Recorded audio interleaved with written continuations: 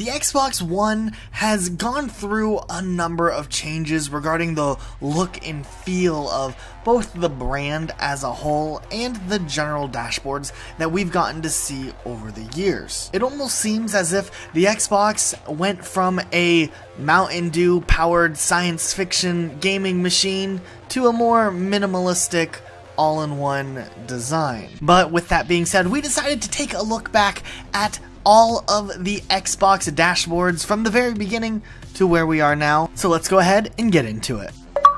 First up, we're going all the way back to 2001 with the original Xbox dashboard. This dashboard had iconic green hues. It had a pretty basic navigation system with game save management, music, and just the general settings section, but it had the really cool sci-fi sound effects, and it had this really futuristic vibe, kind of this out-of-the-world feel with the green and the sound effect. And like I said, it feels like a console powered on Mountain Dew, and it could have been for all we know. But it was a really cool console that had its own ambiance that we really liked. It even had an Easter egg if you were idle for a certain amount of time where you could hear whispers, which were actually recording from the Apollo mission. The first time I heard it, it was terrifying, but it's kind of cool knowing about it nowadays and looking back at it. As far as this dashboard was concerned, it didn't really change too much throughout the lifestyle of the original Xbox, besides the addition of the Xbox Live tab once that service launched in 2002, which gave you an overview of online friends and voice chat. And while this function was really cool, Halo 2, which was one of the biggest online games at the time, also had its own dashboard type setup for managing friends and talking to people on there. So people kind of bounced back and forth between how they used that function. And while it might have been kind of empty feeling back then, especially compared to the types of dashboards that we have today, it had all the basic functionality you needed back then. It looked cool, and it always will kind of have this special place in a lot of the minds of gamers who played back in the early 2000s. Now we're going to go ahead and jump ahead to 2005 with the very beginning of the Xbox 360, but the 360 went through a ton of changes over the years. But the initial launch of the 360 had what we like to call the Xbox 360 Blades. So once you booted up the Xbox 360, you're greeted with kind of like a page or folder system where you had 4 tabs: the Xbox Live tab, Games tab, Media tabs, and the System tab. And then later on they added a Marketplace tab. You were able to go left to right and navigate between each tab, and this aesthetic to the Xbox 360 actually was pretty nice. It was clean and kind of straightforward and really aligned with what Xbox 360 was trying to be as a brand.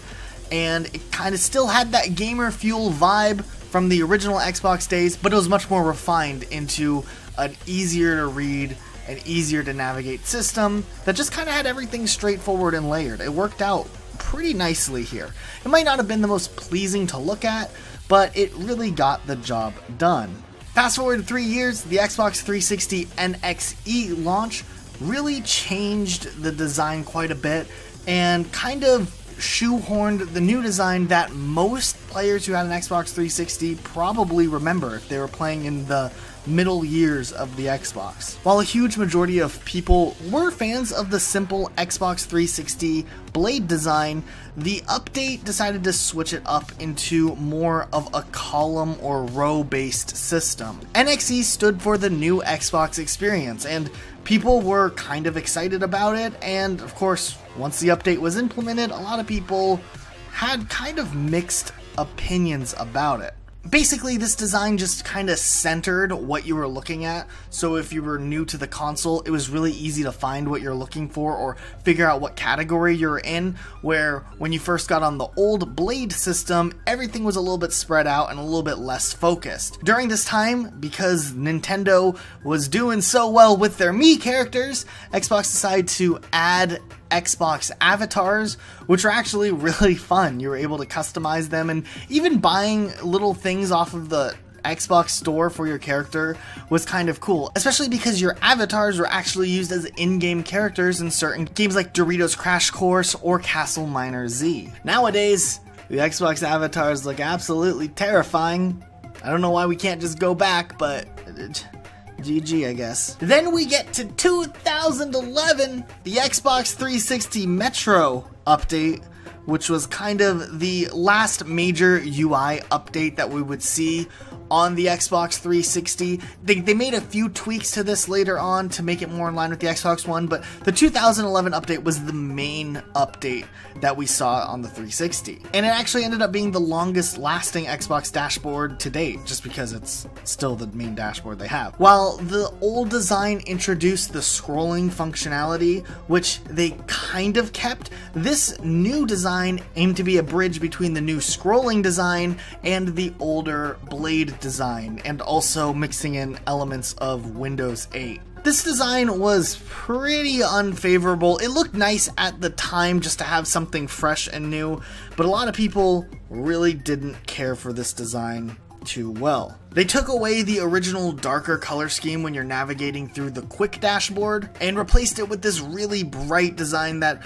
really wasn't easy on the eyes, and a lot of people really missed the older, darker design for the dashboard that was just really nice, and it's fun to play in the dark. You don't want to be blinded by your dashboard if you're playing a creepy game or something. I'm just saying, it was a really poor design choice. However, during this time, the new dashboard also introduced cloud saves, which was a nice and convenient way to store your games. It also kind of was an indicator of the direction Microsoft was wanting to go with Xbox as a brand, and it kind of showcased the more media side of the Xbox 360 and less of the gamer side of the 360. Unfortunately, this update killed some of the really cool things that were in the old update, like Netflix used to let you watch with your friends and your Xbox avatars were in a little movie theater together, and then 2011, the Metro update just wiped that out. That was gone. Rest in peace to that. Also, for the first time ever, they added advertisements to the front page of the Xbox. That wasn't too favorable. It just, I mean, you spend a couple $100s on your console, and then you have some advertisement for some insurance company or something. It was a little bit weird. Nowadays, on the newer UIs, it's a little bit better because at least the advertisements are relevant to gamers and not just some random advertisement, but it was still weird. And they also had this huge thing dedicated to Bing on the Xbox dashboard in 2011.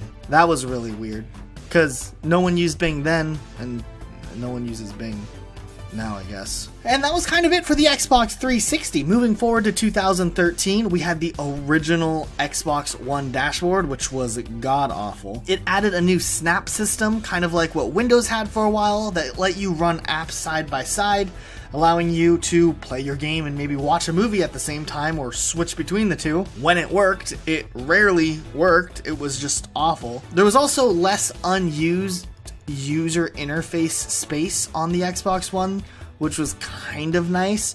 And while on paper it sounded like a good user interface design and it kind of looked good if you weren't trying to use it, it slowed down the whole system and the interface felt unresponsive and just really clunky to use.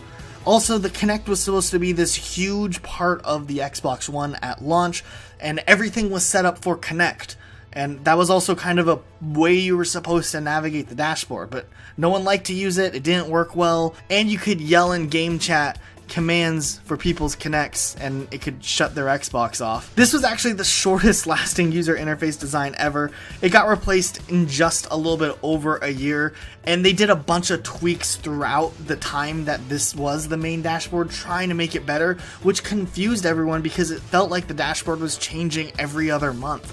And it was just not good. And besides the whole fact that the party system didn't even work at launch, this dashboard definitely is probably the worst Xbox dashboard that we had seen to date. In 2015, though, they launched the new Xbox One experience, and they announced they would be reworking the Xbox dashboard to fit a little bit better with the launch of Windows 10, and also the new Xbox 360 backwards compatibility that was just coming out. The design got rid of the tile design, which Windows was known for, and focused more on the responsiveness and speed, while at the same time, Microsoft kind of shifted away from the Kinect altogether and focused on the core elements of the dashboard that would make it easier to use for new people.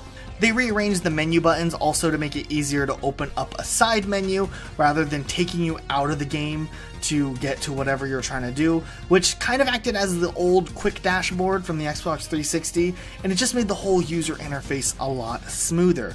There were still some things that they needed to fix, and it wasn't perfect, but it definitely was leaps in the right direction compared to what we had at launch. And then in 2017, we have the latest Xbox One UI, and this is kind of the same one that we have today, other than a couple of tweaks here and there. This one's generally very simple to use, it feels smooth, and it's nice going from the homepage to the store in almost a seamless manner. It added support for mixers and groups, which also feel very responsive to use. There's a lot of customization possible, especially compared to the other consoles. Content blocks can now be added, moved, or removed as your interests or habits change, and it kept a few good features still from the previous design, like the menu not taking you out of the game.